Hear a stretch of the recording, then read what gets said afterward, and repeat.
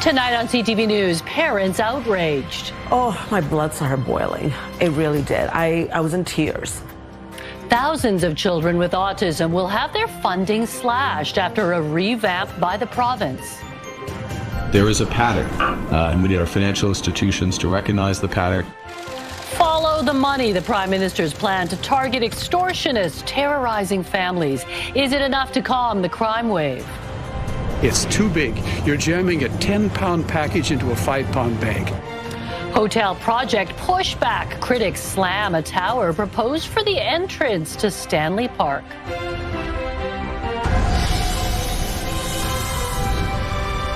This is CTV News with me, Jung Lee.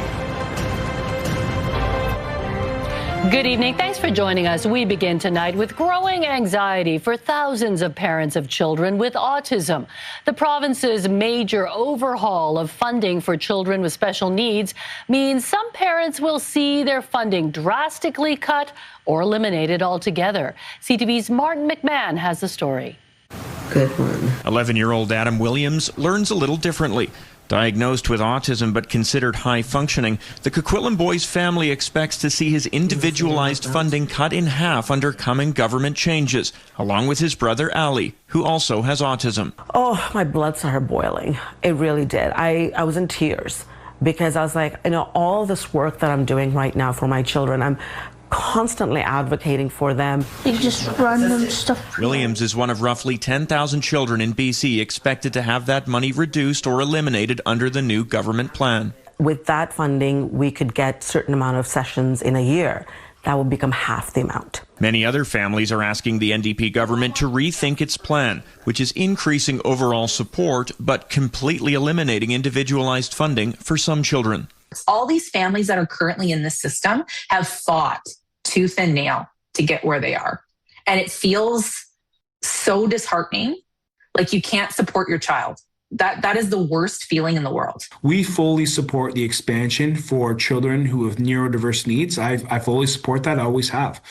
But the fact of the matter is that should not come at the expense of families with children with autism that need this. But the province insists a new approach will give more money to those who need it most. There were overwhelming calls for us to design a system that increased direct funding to more children, that ensured that funding and supports were assigned based on need and not a singular diagnosis. The province will spend an additional $475 million over 3 years, but with reduced funding for thousands of families, including the Williams, they feel as if their children are being left behind. Martin McMahon, CTV News, Coquitlam. The NDP was on the defensive today over its budget, which brings a record deficit of $13.3 billion. Mr. Speaker, this is a balanced budget. What it does, it is balanced. Mr. Speaker, there is no such thing as a balanced budget under this Premier and this Finance Minister. During question period, the government was pummeled on health care and on budget cuts affecting seniors. CTV's Michelle Bernaro has more. For the fourth time in just 6 weeks, expectant parents are facing added anxiety at Peace Arch Hospital, where the maternity department is closed until Monday morning. This government is failing mothers. Since December of last year, the maternity ward has been closed over 21 days. Expectant mothers are being left in limbo, which is completely unacceptable. This is a very stressful situation, I know, for expectant mothers, for families. The health minister says every effort is being made to fill gaps in service, but that in some cases it's just not possible. This government continues to do everything that we can to increase the number of specialists in this province. We are making progress, Mr. Speaker, through the actions that we are taking by recruiting physicians from other jurisdictions. The fate of seniors needing long-term care also facing scrutiny after the government indefinitely paused some long-term care projects previously approved. This government's choice to indefinitely delay 6 long-term care project is a slap in the face to BC seniors. The delays come at a time when, according to the seniors advocate, the number of people waiting for long-term beds has gone up by 200% compared to a decade ago. Day says other provinces have been able to construct long-term care beds at 1/3 the cost seen in BC. Because of this government's failures and red tape, it's becoming so expensive to build in BC that seniors are being left out in the cold. The health minister firing back, saying the budget protects core healthcare services seniors depend on, and it continues the work to do on long-term care by building homes through standardized designs, different approaches that brings the cost down in a way that is sustainable. But critics say BC's healthcare system is not being treated with the urgency it deserves. Michelle Bernoro, CTV News, Vancouver. Follow the money. That from the Prime Minister as he met with BC's Extortion Task Force in Surrey. The federal government is unveiling new measures to help police fight the crime wave through the financial system.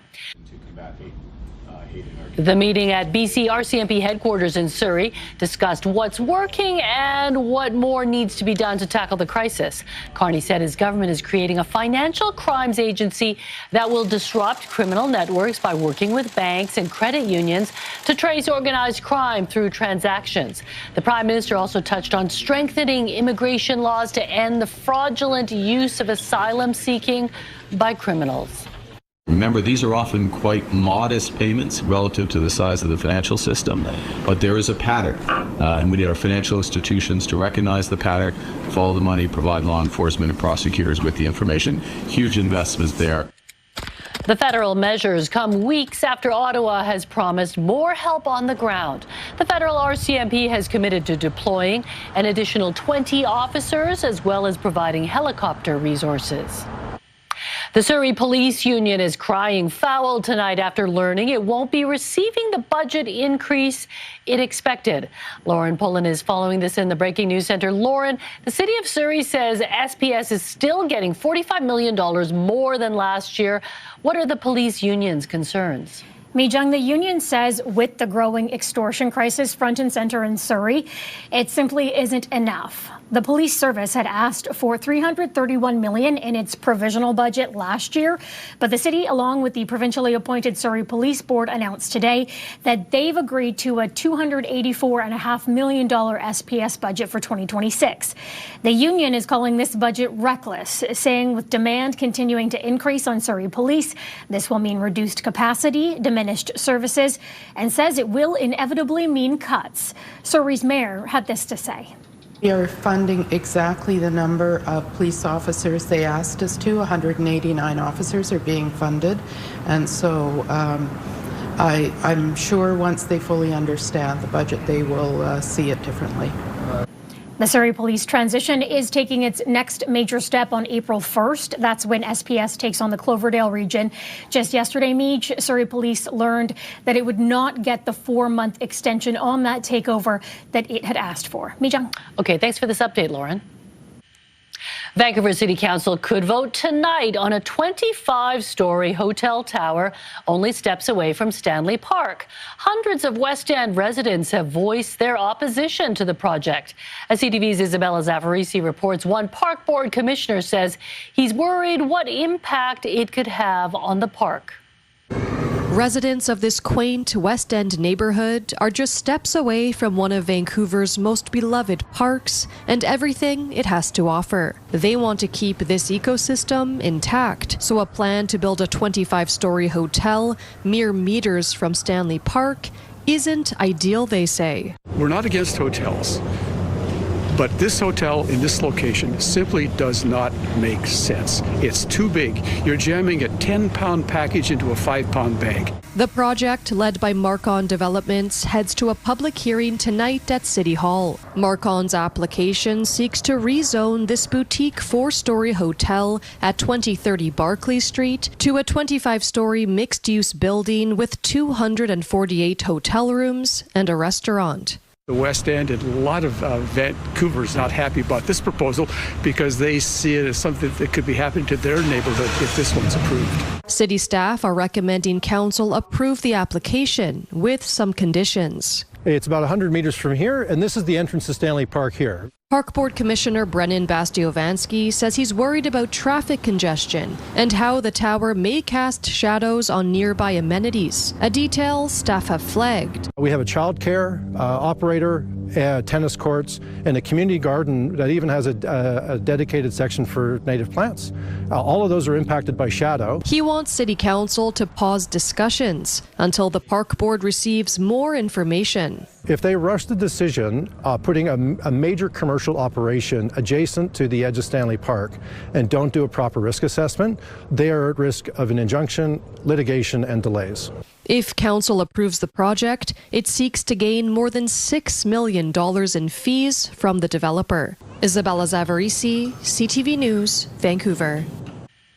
The union representing BC ambulance paramedics says it is in a position to issue a 72-hour strike notice at any time, but would prefer not to do that. As CTV's Ben Milger reports, wages are not the primary issue in ongoing negotiations. Across the province, when people call 911 for a medical emergency, it is the ambulance paramedics of BC who respond. Our essential service order was finalized, and with a successful strike vote, we are now in a legal strike position. Negotiations between the union and the government started in September, and while they continue, the health minister won't say much publicly. The work that's being done at the bargaining table will stay there, and we count on all parties to come to a decision around the best deal for everybody. Less secretive, the union says the wage issue is essentially settled. But the two sides have yet to find common ground when it comes to mental health supports for workers in a highly stressful and trauma-inducing occupation. We need to secure better supports for all of our members. We're also working on improving and trying to stabilize staffing throughout the province. Staffing and recruitment retention has been an issue for us for many years. The opposition raised the potential for job action during question period. When you call for an ambulance, it might not get there when you need it. And that's not the fault of the paramedics. Let me be clear. That is the fault of this premier and this government. Full stop. This government has invested more money in the history of BC in the paramedic service across British Columbia. The essential service order outlines minimum staffing levels in the event paramedics do take job action. But the union says right now, service levels already rely heavily on overtime and staff skipping days off and vacation. If paramedics under any circumstances decided to take their days off or their holidays in a different manner, that would affect it. And so our issue is not to get to that point. The union says any labor disruption will disproportionately affect rural, remote, and Indigenous communities. Ben Milger, CTV News, Vancouver. The province is expanding access to nasal naloxone kits following the success of a pilot project. Alongside injectable naloxone, the nasal kits will now make up half of the more than 400,000 kits distributed annually. Naloxone is used to reverse the effects of drug poisoning or overdose from opioids. The nasal spray launched in 2024 is something first responders have been calling for. We have seen the difference it's made. We've also seen the difference that injectable take-home naloxone can make. Between January 2019 and October 2025, close to 40,000 deaths were averted because of these kits. That is thousands of lives saved over the past 6 years. The kits will be distributed to 150 community sites and pharmacies across BC and will roll out in April. The number of people dying of overdoses in the province is going down, according to new numbers from the BC Coroner Service. Just over 1,800 people lost their lives from illicit drugs in 2025, which is down about 21% from the year before. Nearly 70% of people were between 30 and 59 years old, and more than 3/4 of them were men. Almost half of the fatal overdoses happened in private homes, compared with 20% outside. There were 26 deaths reported in young people 18 and under, which is up from 21 deaths in 2024. A Kelowna woman waiting for a life-saving liver transplant is now in hospital after her condition took a serious downturn. Her MLA is pressing the healthcare system as time is quickly running out to keep her alive. CTV's Ben Nesbitt has the story. Lindsay Richholt is an end-stage liver failure. She'd been expecting to have a date for a transplant a few weeks ago following months of public advocacy. But it hasn't happened, and as the wait continues, her health is deteriorating. The system keeps failing Lindsay Richholt. Her local MLA, Christina Lowen, has been among those advocating for Richholt, but says anytime she or anyone else has reached out for answers, it's met with resistance. Now she has acute kidney failure. That's a new development since Tuesday. Possible blood infection as well. How is this woman on her deathbed supposed to advocate for herself? When CTV News spoke to the 42-year-old mother in November, she said she had an autoimmune disease and that BC Transplant scoring system, called MELD, failed to properly factor the impact of her underlying condition. They've also confirmed, though, that my MELD score is incorrect. So MELD score does not calculate correctly for autoimmune diseases. Lowen challenged the health minister on the issue during question period Thursday. 4,600 British Columbians died on wait lists last year. I'm begging you, to the minister, will this minister please help Lindsay and her family before another British Columbian dies under your care? We cannot politically interfere in a decision being made by care providers, by trained medical staff. We spoke to Richholt's husband, Jeremiah, briefly through social media. He says her health continues to decline, but thanks everyone for their support as they anxiously await some good news. Ben Nesbitt, CTV News, Vancouver. Look at this lovely sunset from Grouse Mountain. It is 6:16.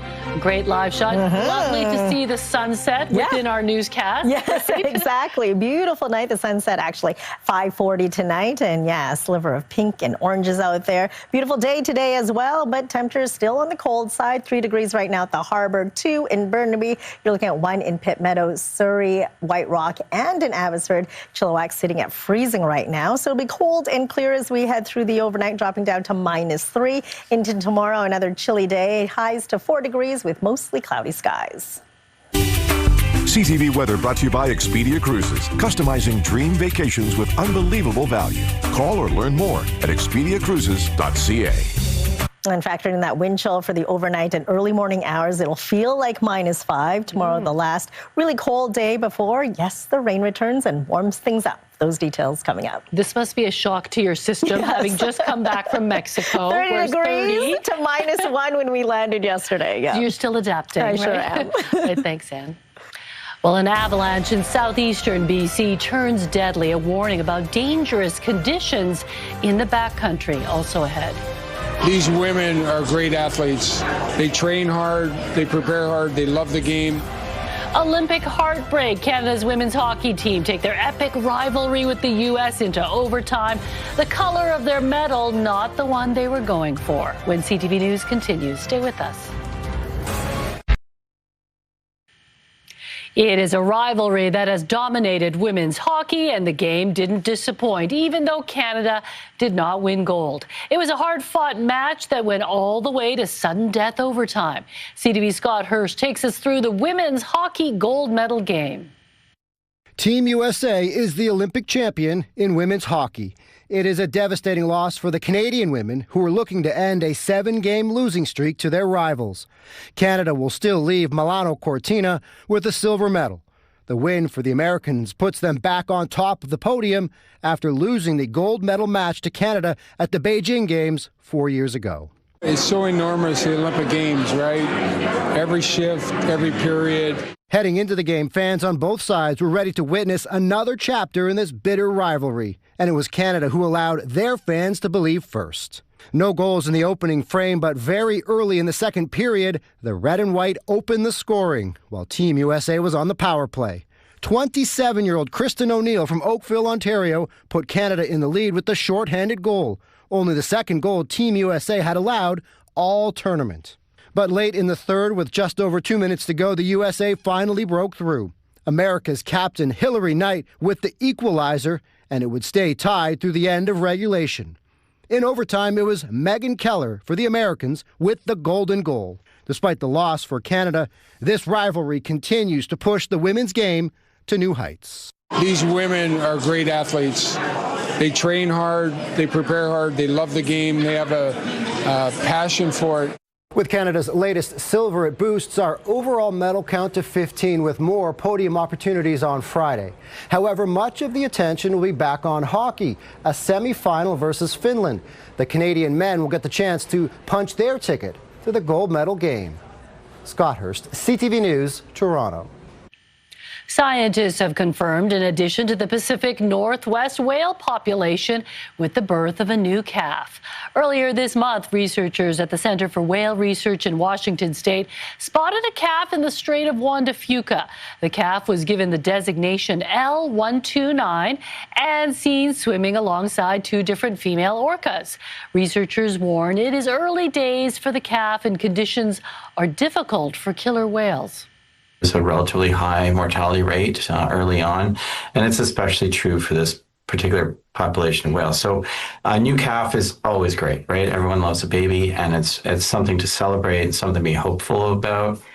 I would, manage expectations at the same time, unfortunately, from what history tells us.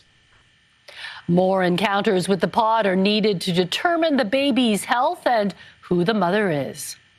Avalanche Canada is warning of dangerous backcountry conditions in southeastern BC and throughout the interior after a snowmobiler was killed in an avalanche near Fernie. The slide happened Tuesday afternoon in the Matheson Creek snowmobile area.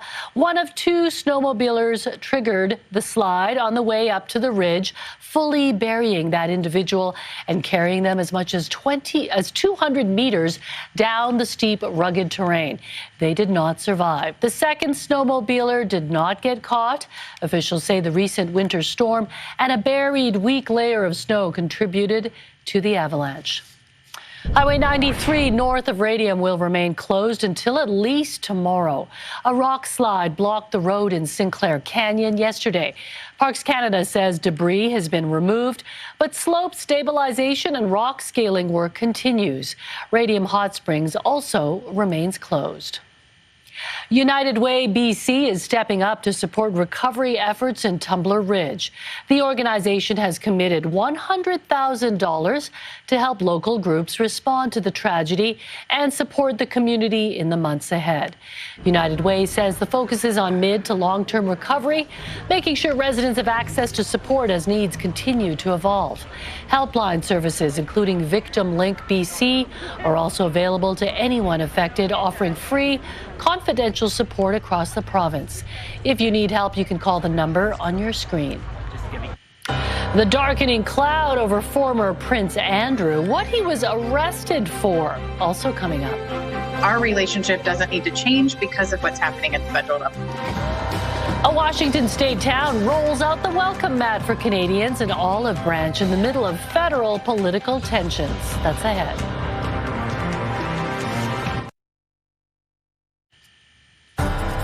The Year of the Horse is officially upon us, and celebrations will be in full swing in Vancouver this weekend. Whether you're headed to Chinatown for the parade or staying away from the crowds, we've got a full list of fun things to check out on our website, ctvnewsvancouver.ca. Canadians ferrying across the border from Victoria to Port Angeles were greeted by hundreds of people, a marching band, and the Maple Leaf flying proud. As CTV's Anna McMillan shows us, the potential is there to forge a positive path between the coastal cities during turbulent times between Canada and the U.S. The Coho Ferry is back in service after its winter break, and its first trip of the day took U.S. travelers across the strait to Victoria. The last time I came here, I made the joke, I feel 5 pounds lighter, the air feels cleaner, but it's so genuine because just America's not the greatest. As people from the States arrive, the queue on the Canadian side grows for the cross-border trip to Washington. I'm also here to meet my wife, who's in a rowboat down there, who rowed across the strait last night from Port Angeles so she could be on the ferry in the morning when it showed up in Port Angeles and roll off for the party. The party in question is a repeat of last year's greeting for Canadian travelers arriving in Port Angeles. They're just real happy seeing everybody kind of thing because, yeah, Port Angeles brings all sorts of people downtown. They love it. Round 2 of the welcome party saw hundreds of people celebrating the Coho's arrival. Our relationship doesn't need to change because of what's happening at the federal level. Port Angeles' mayor says that doesn't mean her community is pushing Canadians to come over. This is also just a reminder that we will be here to welcome them when they're ready. A survey of more than 1,000 people shows roughly 6 in 10 Canadians are less likely to visit the U.S. this year than last year. The survey, commissioned by travel agency Flight Centre Canada, finds various factors are at play, including the political climate, safety concerns, and cost. I don't blame you at all. I mean, we live it day to day. We understand, why people are turned off by the country right now. If today's party is any indication, she says the relationship between Port Angeles and Victoria could come out stronger than ever before. Anna McMillan, CTV News. A blockbuster moment today in royal history. The King's brother, Andrew Mountbatten Windsor, arrested by police and later released. The former prince was taken into custody on suspicion of misconduct in public office. It comes after police said they were looking into allegations he had passed on sensitive documents to the late sex offender Jeffrey Epstein while he was working as a trade envoy. Emails released in the Epstein files suggest he shared UK government reports in 2010. Whether those details that were passed on by Andrew to Epstein were all part of his job and part of his responsibilities, well, that's an open question. However, the official guidance for trade envoys was that they have a duty of confidentiality. King Charles released a statement saying he learned the news with the deepest concern, adding, "Let me state clearly, the law must take its course." Mountbatten Windsor has always denied wrongdoing. A puppy ended up getting its head stuck in a car's wheel well. What it took to free the curious canine. I would see it as a place for events to take place, for people to cycle, to walk. One Surrey politician's vision to give new life to the old Pattullo Bridge, a park soaring over the river. But the province says that's ahead. The historic Pattullo Bridge between Surrey and New Westminster is no longer open to public traffic and is set to be torn down. But some local politicians are pushing the provincial government to give the bridge a new lease on life. CTV's Kevin Chirac explains. For nearly 90 years, it served as a main thoroughfare connecting Surrey and New Westminster over the Fraser River.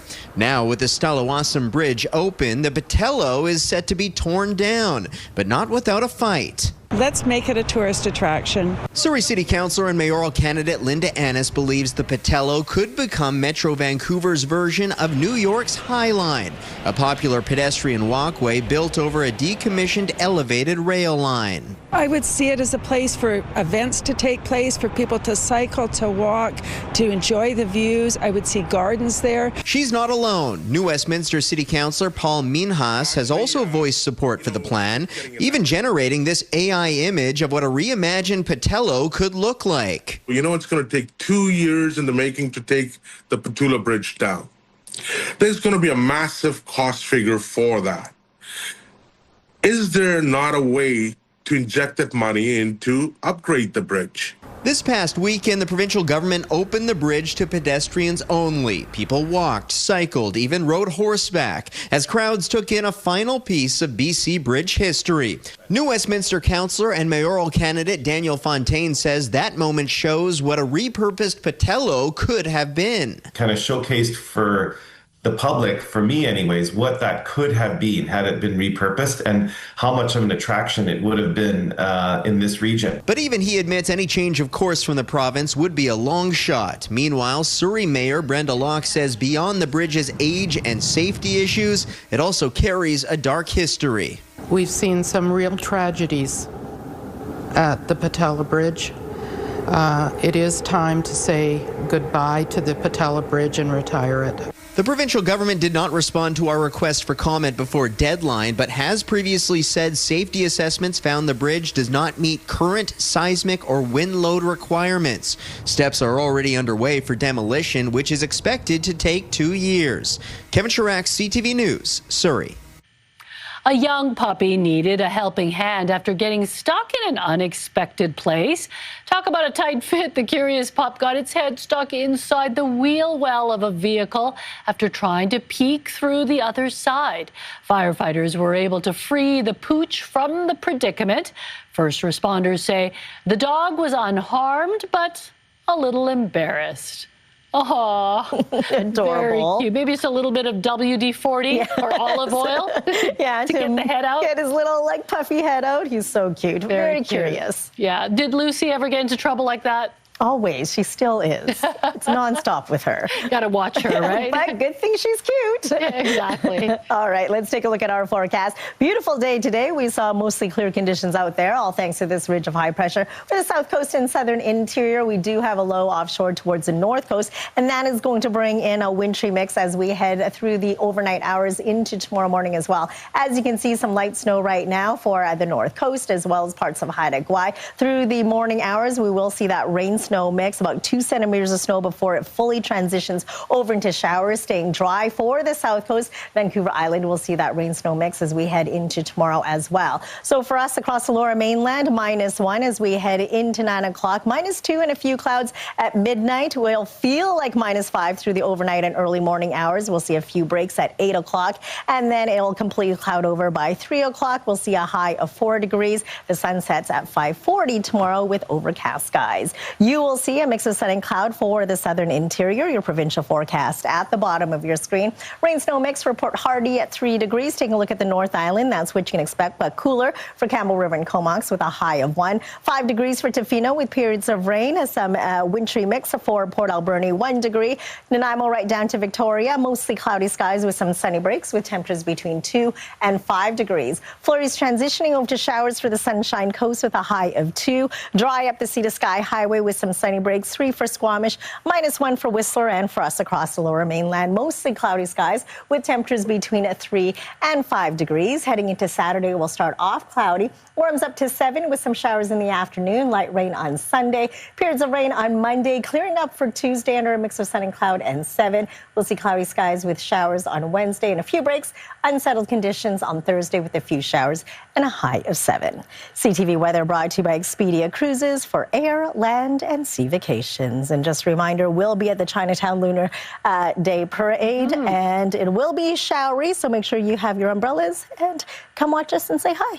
Well, I noticed you said light rain, so I'm hoping the emphasis is on light. Yes, same here. Yeah, so we'll be in the middle of it. Exactly. We'll keep you posted. Definitely we'll have a clearer vision as we head into tomorrow. All right, thanks. Yep.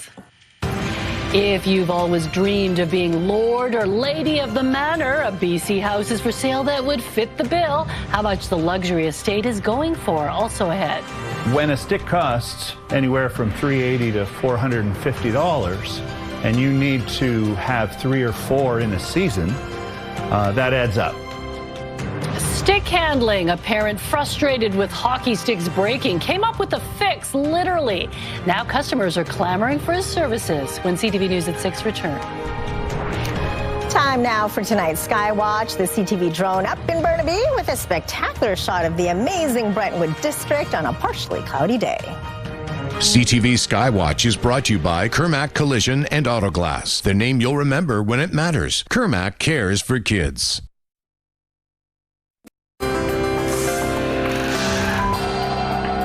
Taking a look at today's markets, the Canadian dollar closed at 73 cents U.S. Oil up $1.35, now over $65 a barrel. Gold lost a little, down about 12. The TSX up 205 points and the Dow Jones down 268 points. Loblaw is teaming up with Google to bring more AI technology to its shopping experience.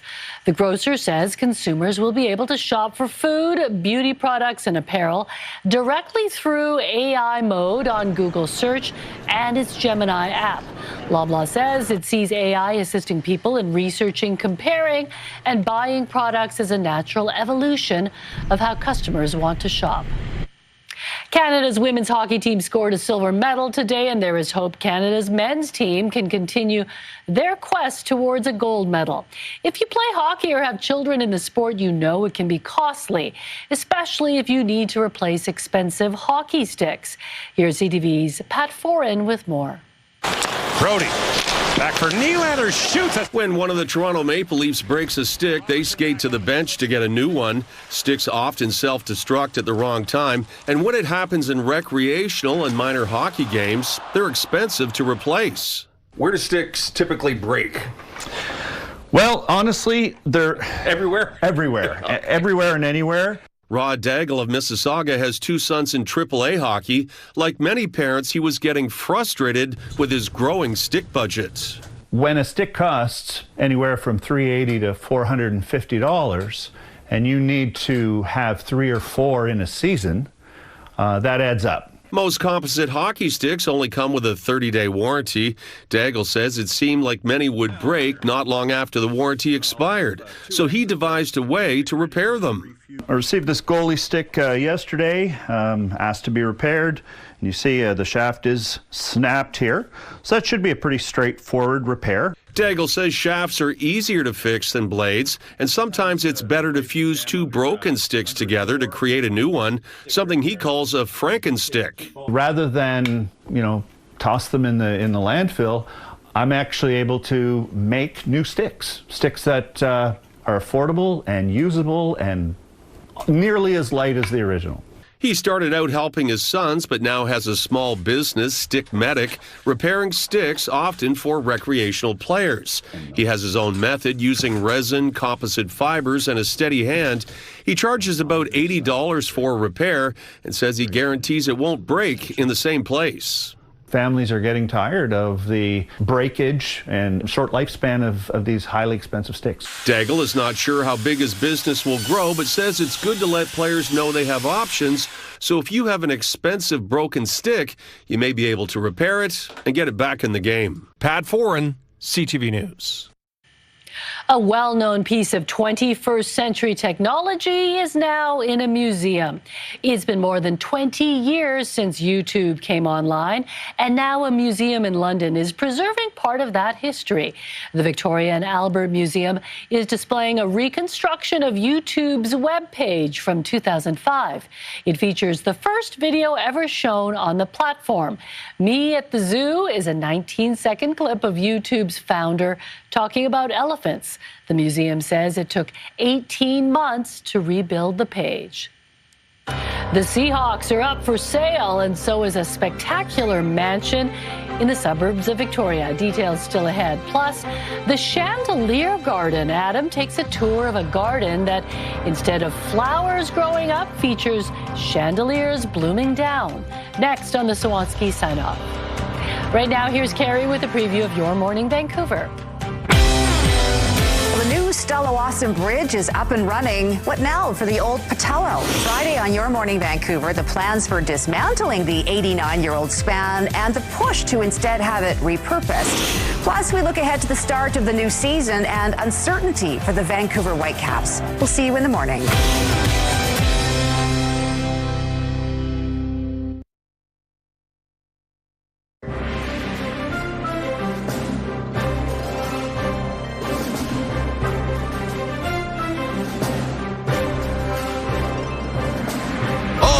Who goes there? Whoa, whoa, whoa. I come in peace. It's been too long, cowboy.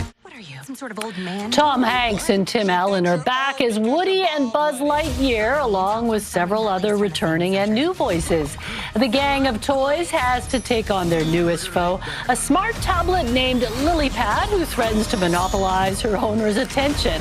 It's screen time versus playtime when Toy Story 5 hits theaters on June 19th. The Seattle Seahawks are going up for sale. The estate of late team owner Paul Allen says it has begun the process of selling the team. The news comes less than 2 weeks after the franchise won its second ever Super Bowl title. Allen bought the team in 1997 for $194 million US. He was considered critical to keeping the team in Seattle. The franchise is now expected to sell for upwards of $6 billion. Well, the swelling strings and crashing cymbals of classical music can be distracting for our four-legged friends, but not if they are trained properly.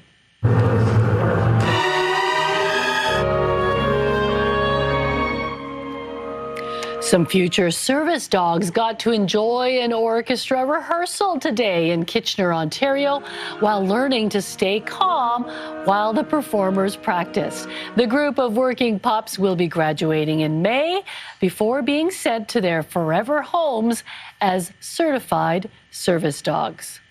They're going to go out in public outings with the people that they're supporting when they're in service. So these are great practice opportunities for these dogs, and we love it. After graduating, these good boys and girls could end up going to work anywhere in Canada.